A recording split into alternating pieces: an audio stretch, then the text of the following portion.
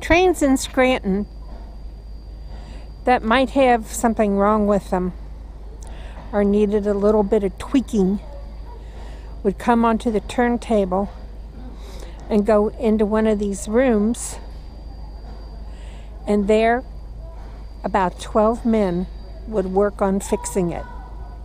And if it wasn't too bad of a problem, they could get that train fixed and on the tracks again in 30 minutes.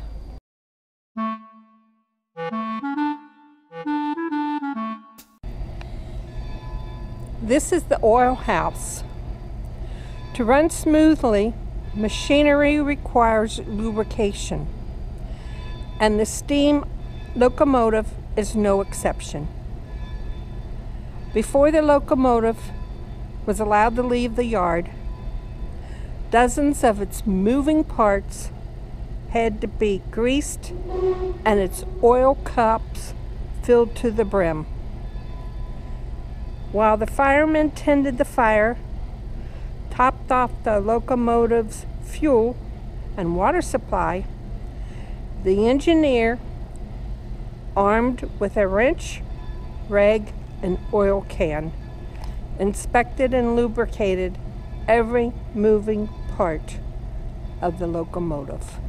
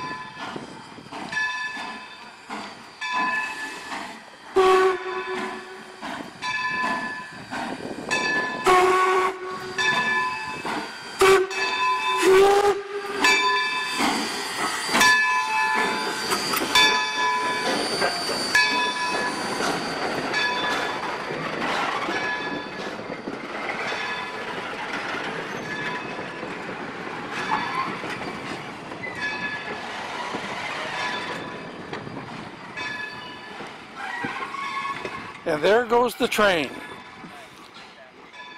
We have spent all morning here in my glory, in my glory.